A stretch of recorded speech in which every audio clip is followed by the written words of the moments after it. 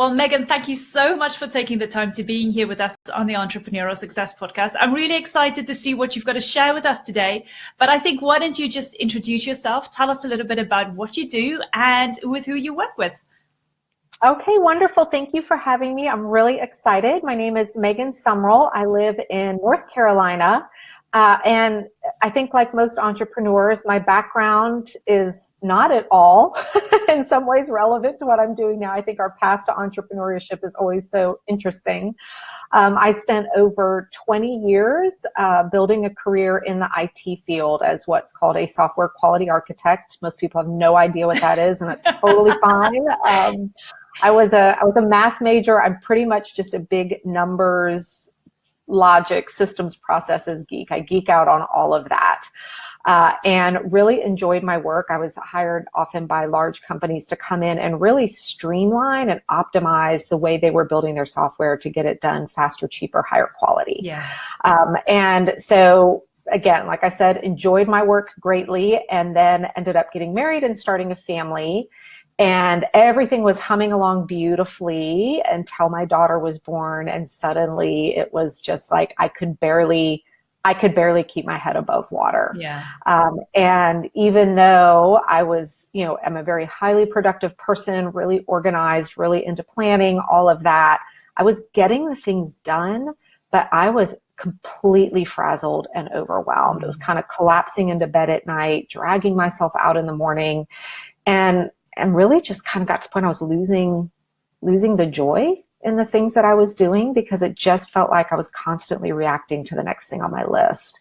And some family members started reaching out. I think they were concerned. They're like, "Are you okay?" Aww. And suddenly one day it hit me. I was like, you know what? I am a trained professional in doing this. How about I take all this background skills and knowledge and turn it around and point it to myself, and look at my life as it is today and say, what do I need to change here?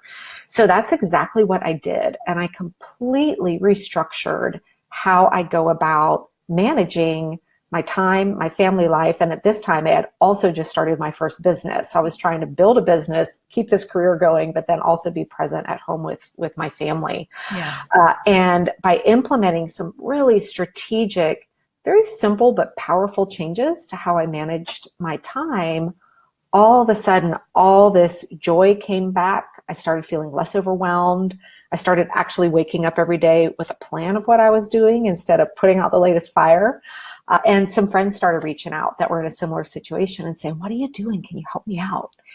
And so that was kind of the inspiration several years ago to launching into becoming a time management coach, which I didn't even know that was a thing.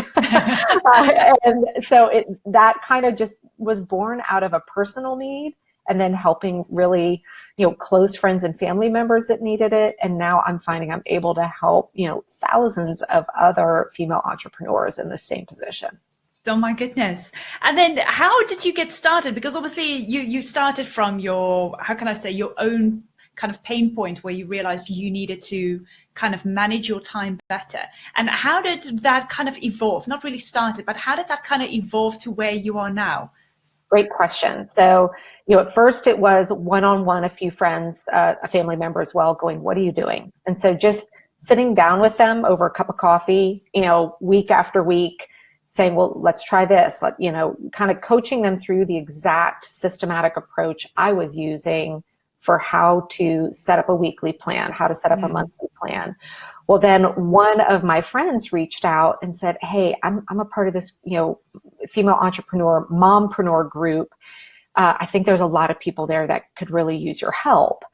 So I reached out to the group and just said, "Hey, I've got this thing. I've got this idea. I believe I've got some tools that can help you." And we did a 6-week group live program that I just ran over Zoom with this group of about 15 women. And I said, "I'm going to test drive it on you, but you have to give me your feedback, because I've got an idea of really turning this into an actual repeatable course." Yeah. And so I went through that with these 15 women, and the transformations they had coming out of the back end were just it was so inspiring and so uplifting to hear them after they've gone through it go, "Oh my gosh, feel like I have me back. I have my life back. And most importantly, I have free time back again. And so at the end of that, that's then when I knew I had something that could actually work for large, amounts of people. Yeah. And so work to turn that into now what is a self-paced online course that people can join at any point and then be able to go through all of those detailed trainings. Yeah, no, that's amazing. I find as well from my experience as a coach, as a strategic business coach, working with businesses, most women start going into businesses thinking that they're going to have the time freedom. And then they kind of like start doing everything in their business. They're the entrepreneur, they are the manager, they also the technician, they all of those people who's running their business. And they think, oh my gosh, where's the time freedom that everybody's talking about when it comes to running a business?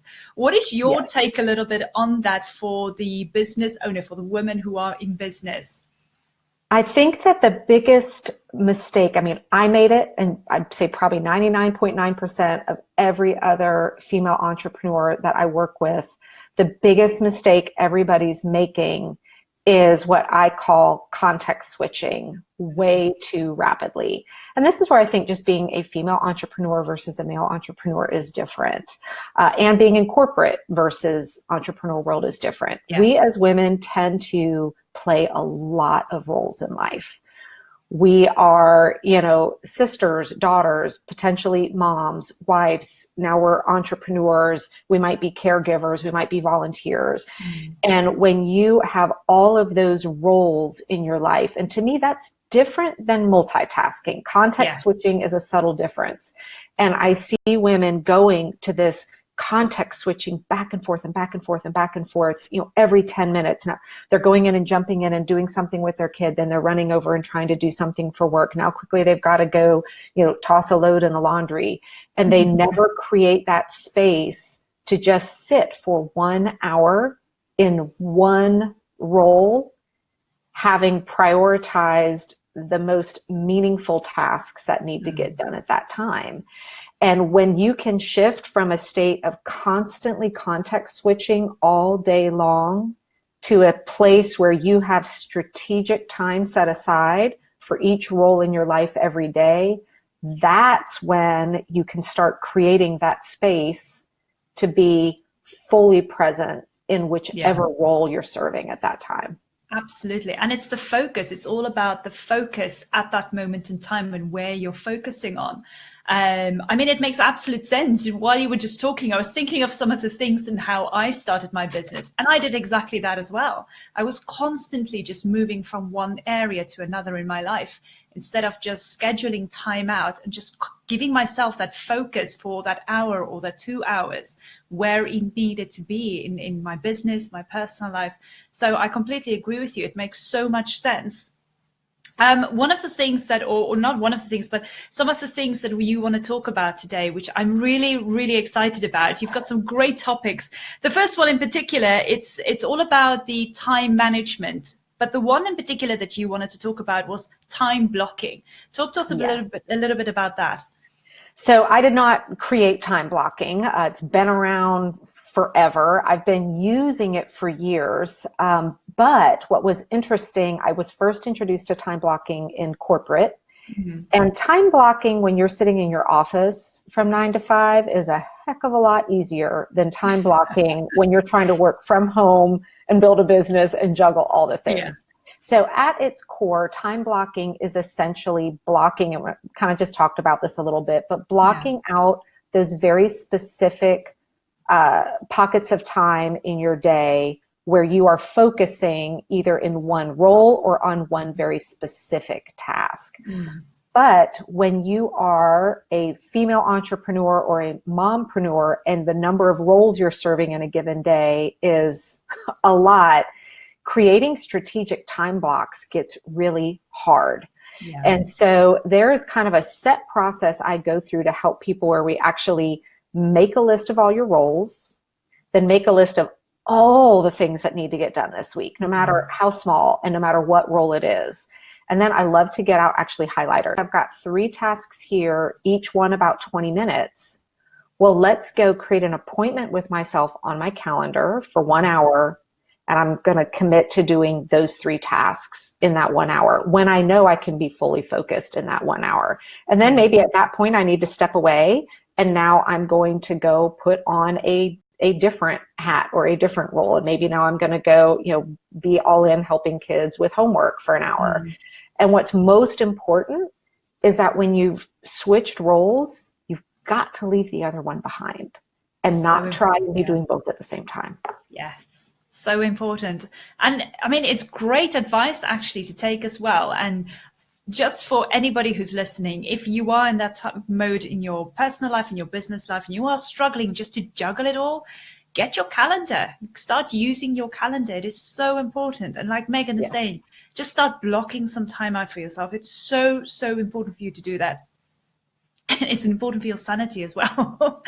No. It is. And the other, I think the most important time block that's in my calendar every day, which most people are shocked when I say this, is my time block of non-working time. So I step away from work from 3 p.m. to 6:30 p.m. Monday through Friday, every single day. And that means my phone is put away, all the ringing and distractions and all of those. I have my phone set up so it turns that off. And that way I can go be fully present in whatever that space is. Sometimes it's time for me. Sometimes it's time for my family. Sometimes it's volunteer time.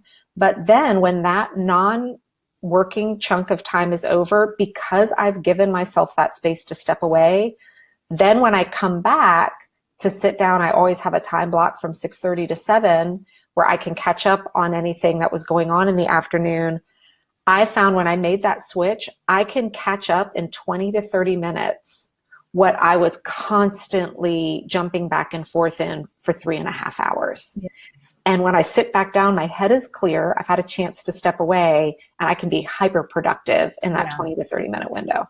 Oh, it's so important. It's so great to hear you talking about this as well, because I think it's little nuggets of gold almost coming through. And I just feel it's so valuable for any of the audience, anybody who's listening. It's just so valuable to hear.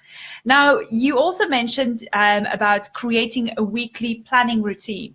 Talk to us a little bit about that and what you meant by that. Yes. So I think most people, when they first start out, saying that I've got a plan, what they actually are doing is waking up in the morning and saying, what's my plan for today? And they're just looking at the next 12 hours. And if you are operating in a day-to-day planning mode, you're already going to be behind the 8 ball, because when you're going to be waking up reacting to what's screaming loudest in your face right now, or those mornings you wake up, you're like, oh my gosh, I totally forgot I have X due today.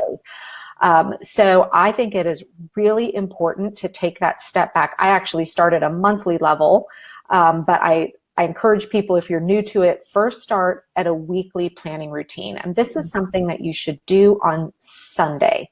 You don't wake up and do it Monday morning. The idea is that when you are going to bed Sunday night, you're going to bed knowing that you have control over your calendar and you have really honed in on what is your goal for the week, what are the tasks that you're working on, and what space have you created to get all of those things done. So I kind of go through a 5-step process on every Sunday where I'm actually filling out my weekly plan. And so the first thing I'll do is, if you're working outside the home, and so you have a job with set hours that you don't control, you need to go put that in your calendar first, because that has to happen. So the idea is we want to see what space we have left to work with. Then the second is any appointments that you may have that, again, you don't have control over that time. So doctor's appointments, maybe a meeting at work, an activity with a child, something like that. Those all go in second. So now what's left on your calendar is the space for time that you don't have time-sensitive commitments to. Yeah. Most people now would jump right into filling in tasks and blocking out all their time. Before I do that, the next thing I go reserve for the week is my non-working hours.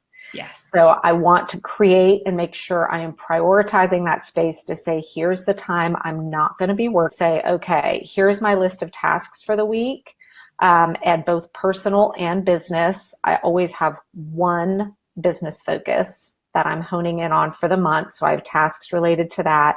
That's now when I'm going to go create the time blocks in my calendar to group all those like activities. I will only go run errands once during the week. So I make sure I know what are all the things that need to be done. So I just create one block of time and go get them all done for the week. And then similar with all my business and other related tasks.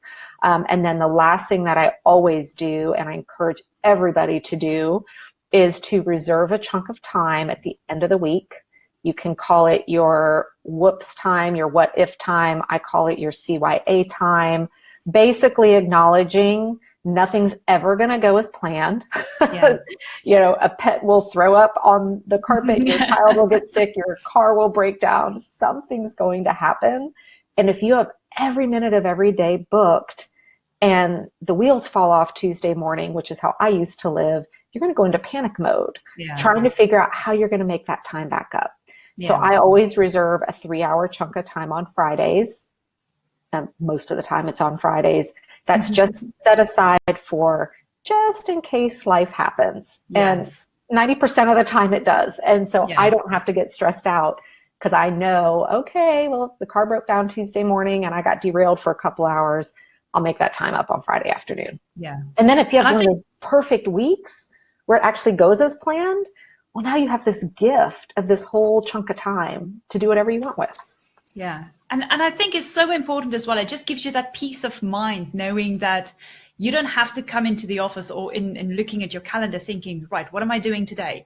And you just start, checking your emails, doing a little bit of this, doing a little bit of that. At the end of the day, you feel like you have not been productive in any sense. Yes, you might have done a few things. You were so busy, but there was no productivity.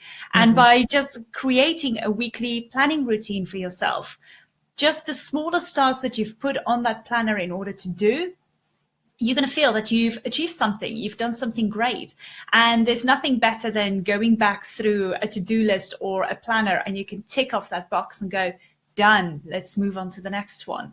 And I think it's the best way. But apart from that, I think the other thing I want to touch up as well is while you were talking about how you plan your weekly planner, so to speak, how you plan everything, it is so the opposite of what most people would do. You start first by planning everything as to the things that must happen, the events that must happen, and put that in there. And then the next thing that you went on to is your time from 3 to 6:30. That is your time off. Where most people would take that and think, oh, that's going to be a valuable bit of time that I can use at the end. And that is something that they only schedule at the end once they've already scheduled in all their jobs and all their tasks.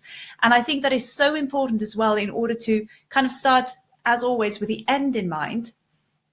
And think about that level of time, that amount of time that is personal to you that you must have as well, because I mean, you must have it. You're a woman in business. You've got so many other things to do, but you need that special bit of time where you feel this is what I'm going to do for myself, and schedule it in because it is equally important. And I think it's fantastic. It's great to hear you talking about it and just putting it into so much better context rather than people just jumbling and running it through in their heads. I think there's, so many people follow the Gary Vee school of, hustle, hustle, hustle, 18 hours a day. And I tried it and I burnt out. And so I know for me personally and for the vast majority of other female entrepreneurs I talk to who have tried that, they're like, it starts impacting your personal life, your health, your family time, all of it. And so I am very much anti always be hustling. I think you've got to create the time to not be. Yeah, absolutely. And also, I think it's just for me personally, I am a little bit of a control freak, and I've always been. I hear you. and in order to have that calendar and to have that planner, knowing exactly what's going to happen, what I need to do at a specific point, at a specific day and time, it just makes my life so much easier. Knowing that is there, I don't have to constantly think about it. I don't have to constantly think, what am I going to do on Thursday? What do I need to do to achieve this goal? What do I need to achieve that goal? It's already planned and it's already in there in the system for me. I just got to go every single day and just follow it through. But equally, as you said, very importantly, have a little contingency in somewhere. Choose one day a week for a couple of hours and leave that free. in case there's, life happens. So you've got a contingency as well in order to just make up for whatever you've kind of lost in between. Absolutely. And that's why I think that weekly plan is so important, because if you're an entrepreneur and you're building a business, you love what you're doing. You're always, you feel like, well, if I'm not working, then the business isn't growing. Yeah. If you've laid that weekly plan out, and maybe it's Tuesday and you see, I've got this, time block set aside on Thursday that I've created that's 2 hours long to maybe, build out that email nurture sequence or record that webinar or, whatever it is. Then when your non-working time is scheduled for on Tuesday, you can actually enjoy it and you can prioritize it without getting stressed out of thinking, I've got to get this done and I don't know when I'm going to do it. And that's why I think so many people get in this state of just go, go, go, because they aren't taking the time to map it out and say, okay, it's okay that I'm not doing that now because I know I'm doing it on Thursday. And so learning that creating structure in your calendar is what actually gives you the freedom to create and to have some downtime.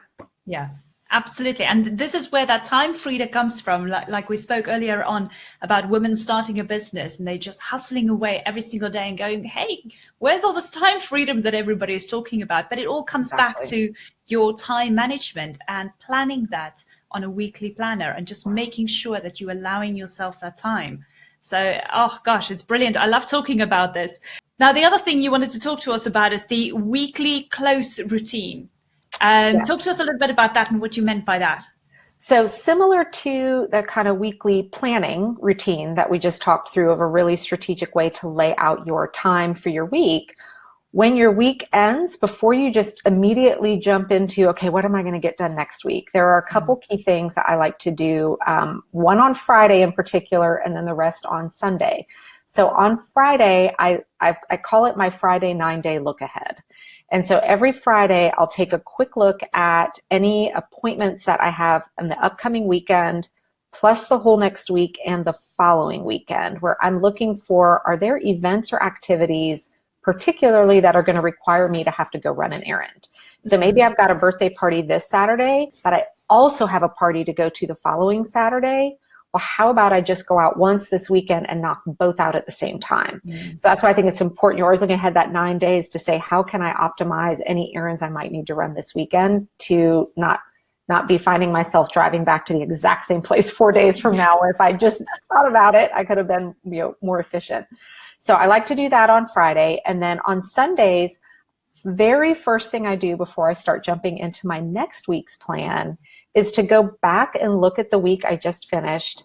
And I have what I call my weekly success tracker. And I just jot down all the awesomeness that happened that week. Things I'm proud of that I did, something fun that happened, a fun memory.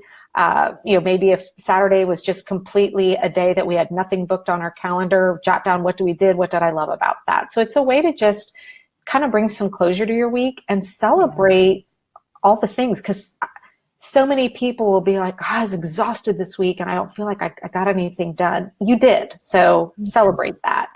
Then I'll go back and quickly identify, are there any tasks from the last week that didn't get done that I needed to?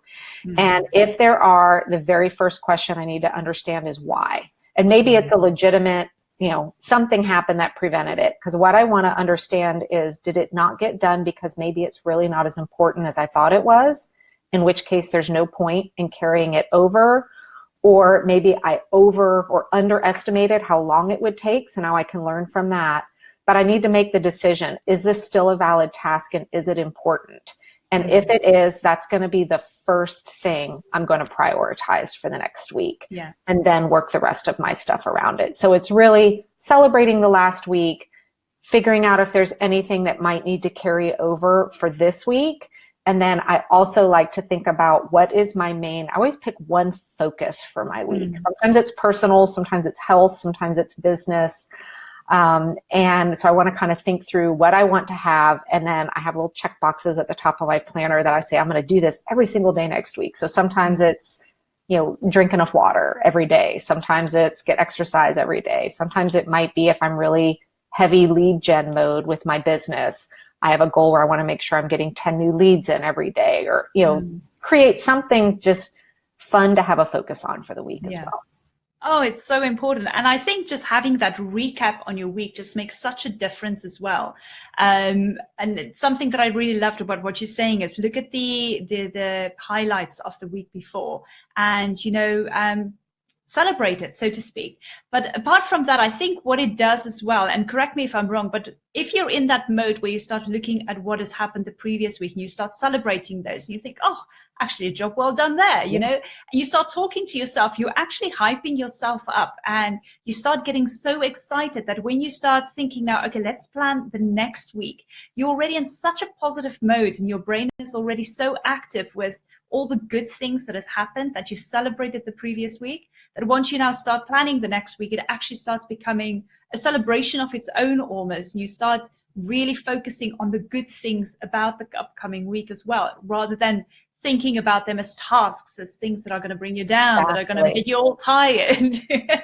Yeah, I find, and that was an interest. I was working with one of my private clients just the other day, and she's just now starting to implement this weekly close. And that was the exact thing she pointed out. She's like, oh my gosh, I see why. She goes, for the first time when I went to go create my weekly plan, she's like, I wanted to do it because I was like, holy cow, look at, if I did all that last week, I can't wait to see what I'm going to get done this week. And so suddenly your weekly planning becomes a really fun, like, I love it. I love the time I spent on Sunday laying out my weekly plan because you head into it in a really good frame of mind. Yeah, absolutely. And you can see the difference it's already making. You can see the progress from one week to another. And if you can just make progress on week one, then think about the progress you're going to make on week two. And then a month from then, the progress you would have already made, rather than just going in your business month after month and thinking, where am I going? What am I doing? What have I achieved so far? So I think it's absolutely fantastic having a weekly close routine. It's something that I've never thought about, but I'm definitely going to start adopting it in my business now. Good. Now, the other thing that I love here, another topic that you want to talk to us about, and I think this is something that is really important, and I talk a lot about it as well, in particular with my students that I coach, and that's about communication. Talk to us about the communication part. Okay, so I did this wrong for a really long time. So I could probably tell you all the things not to do, and women, we struggle with this. We take on more than we need to, and we will tend to quietly be drowning in the ship of all the things before we actually reach out and ask for some help. Yeah. And what's interesting for me is my husband and I are both very type A, but he gets very stressed out when he sees a filled out calendar. Like, he just wants white space. Whereas I need that structure in my calendar. So when I started really shifting in the way I was creating my plans, I was doing a great job setting it up for myself. And then every single day, every single morning, we have the same conversation. What's going on today? And even though I would have told him 15 times, well, don't forget, tomorrow night I'm doing a webinar. Don't forget, tomorrow night I'm doing a webinar. That morning we wake up, what's going on today? I'm like, well, I've got that webinar tonight. What? You didn't tell me that. I'm like, oh my gosh, I am confident I said it at least 18 times. So some people do a monthly kind of whiteboard. I just like the week to week because the monthly will stress both my husband and my daughter out. Too much stuff sends them into orbit. So I found these really awesome weekly Post-it notes that I discovered. And I stick them on the refrigerator right next to the snack and the coffee drawer, where I know everybody's going all the time. Oh, that's perfect. Yeah, and all I put on there, I don't lay out my whole schedule because, again, that will look overwhelming to them. But that's where I communicate visually any of the things that are going to impact other members of the household. Yeah. So if there's, an event that we're going to, I only work 2 nights a week. That's another thing I think it's really important. I don't work 7 nights a week. So the 2 nights a week I'm working are written on that. So that way my family knows those are the nights mom is off duty working on her business. If there's an event at school, if there is, a dinner party we're going to on Saturday, whatever, those get written on that and they're visually there. So even though when I started doing that, I still got the what's going on today question, which just makes me want to bang my head against the wall. My answer would be, go look on the fridge. And now after a long time of doing it, now my family knows and they're there. They can visually have those constant reminders of the things that are impacting us as a family that needs to get done. So that has relieved a huge headache for me as well. Oh my gosh, that is so amazing to hear that story, actually. And I think especially for female entrepreneurs or women in business who is juggling the household as well, looking after the children, getting all the school events to attend to. I mean, you're not just doing one calendar, you're running a bunch of calendars together, but just having that form of communicating with the rest of the household. I think that's absolutely key, because in so many ways, it is not just you respecting their events and what is happening in their life, but they're also respecting you for what you are doing. So when you have that time, when you have that moment, like you say, you're only working 2 evenings in a week, they're respecting you for that, and they realize that that is where they need to give you your space. And I think that is one of the most important things, just having that open communication and the respect that goes along with it. Yes, and it was interesting. A woman I was working with last month, they had the big whiteboard on their fridge. She has 4 children and is running her own business, and her husband travels a lot. Well, we were talking through this, so she sent me a picture. She's like, I've got all that. And it was the big monthly whiteboard, and it was color coded, which of course I love. And each child had their own color. And I looked at it all and I said, I only see your children's stuff up there. Yeah. You don't realize it, but you're communicating with your entire family that only their needs are important and yours aren't. So you need to start putting your important stuff on there, because it's so small and it's so subtle, but it is so easy for us as women to fall into that trap. So now she has her own color, and now the things that are important to her, they're going up on that.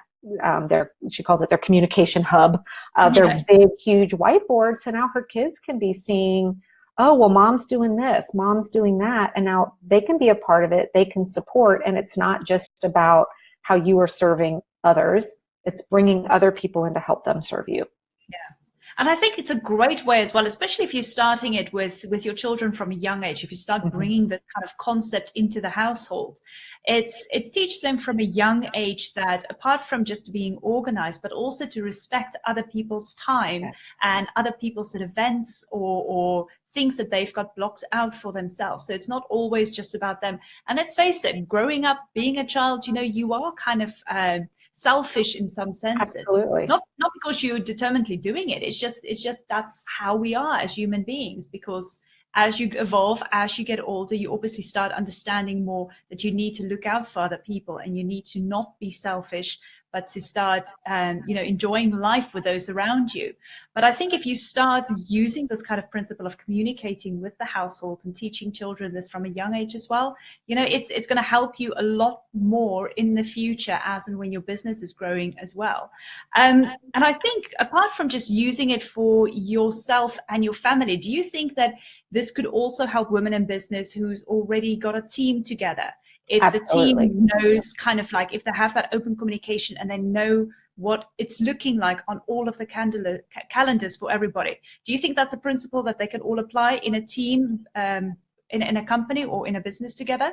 Definitely. And it's one I use with my virtual assistants. I really like Trello. I think it's one of the best free tools out there, because you can communicate what's important, but you can also build workflows in it, which I think is great. You can color code it. Obviously, running theme for me, I think I'm so visual. I like that.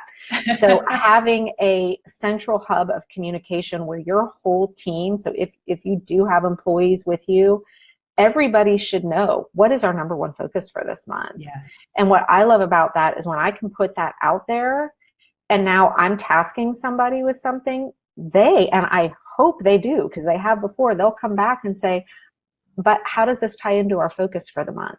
I can go, thank you. You know what? It doesn't. that is not a good use of our time.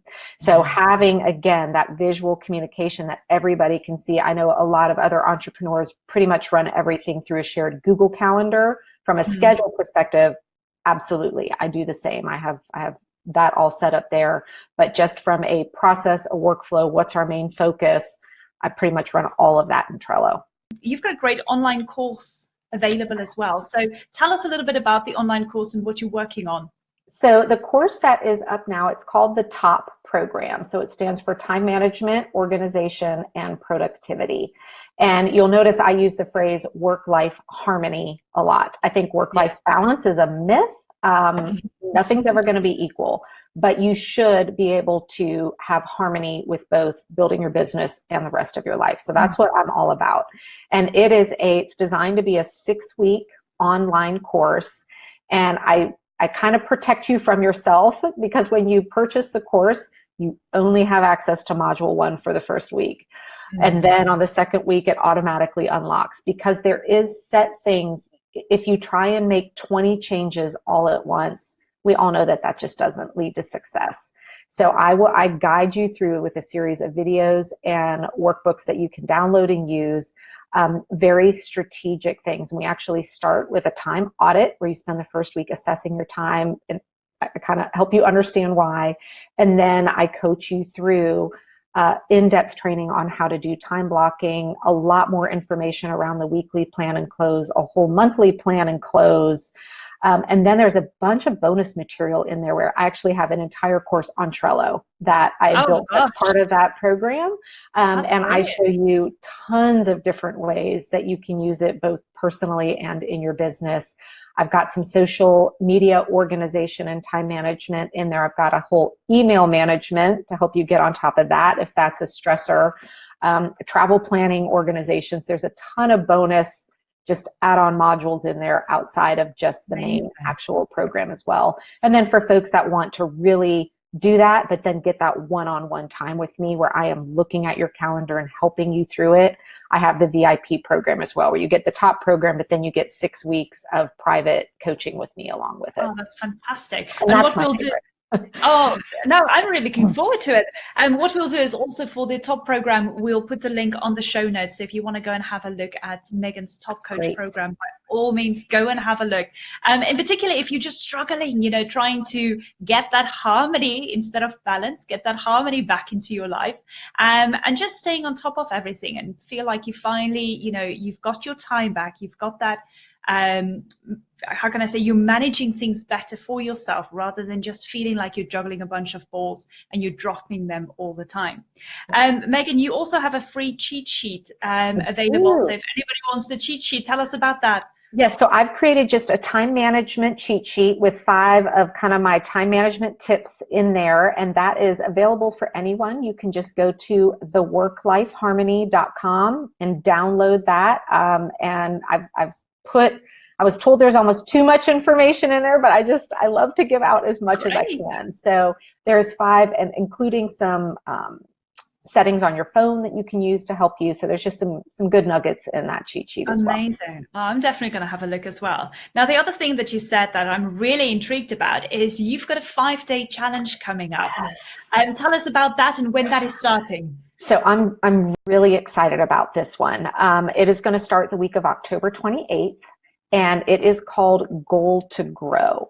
And one of the things back in my corporate career days, I went through a lot of training to learn a really sophisticated process to guide businesses through understanding, zeroing in on what is the most important goal that you need to be focused on right now in your business. And so what this 5-day challenge is going to do is I'm going to be teaching you how to do the vision part, how to get your list of goals, and then I'm going to teach you this, what I kind of call my secret weapon for once you've got all those goals written down, an actual process that you go through to find what I call your focus goal. So what is the most important one right now? And then I'm going to show you how to break it down into an actual action plan and how to track it. So I've committed to keeping my videos 20 minutes or less every day. So I'm going to be talking really fast because there's so much good stuff that's going to be in this 5-day challenge. But that is just a free challenge open to anyone. So we'll put the link in the show notes, but it's just theworklifeharmony.com and then /goal to grow. And it's actually spelling out TO, not the number 2. But we just opened enrollment for that just a couple days ago. So Amazing. It's going to be really good. Oh my gosh, I'm looking forward to that as well. I'm definitely going to have a look. Okay, so what we'll do is all the links to everything that we've just discussed will be down in the show notes. So by all means, go and have a look. Megan, is there anything else that you wanted to add for the audience? Anything else that you wanted to bring in as a last minute? Oh, well, I will say for those of you, particularly in North America, because the shipping is easier there. As part of this, I actually just launched my own day planner. So it's a full 2020 day planner that the front half of it is it's a workbook. So it's a day planner that teaches you how to plan. So in the front part of it, I give you all the instructions of how to do a weekly plan routine, a weekly close, all that content's in there. And then the bulk of it is a full-on 2020 planner that's laid out to exactly follow how I, coach people for time management. So you can find that on my website as well, just megansumrell.com. There's a link right up at the top, and you can look at a video and see the layout of the full planner. Amazing. Oh, well, I'm definitely going to have a look at that. Too bad I'm in the UK, though. we can ship it to you. I just have to do that different shipping options there, but yes. Oh, gosh. Oh, well, Megan, thank you so much. I really enjoyed talking to you today. And thank you so much for sharing all these golden nuggets with everybody, all about time management, and just to feel like, we're getting our sanity back in some sense. Mm-hmm. And if you just want to have that more time freedom for yourself, if you are in business and you thought, where has this gone? Where's the time gone by? How can I just start managing my time better? Then I highly suggest that you go and have a look at everything that Megan's got to offer. I'm sure that she's got amazing golden nuggets, apart from just today, but she's got so many amazing golden nuggets to share with you in order to help you manage your time, whether it's in your business, in your personal life, it doesn't matter. You can absolutely use everything. So Megan, thank you so much for taking the time to be with us today. I really appreciate it. I've had such a great time, and I'm so excited that as soon as we're done with this recording, I'm just going to go and get my calendar sorted out. Awesome. No, I really appreciate it. Thank you so much for your time. And we'll be in touch very soon again. Wonderful. Thank you. Thank you.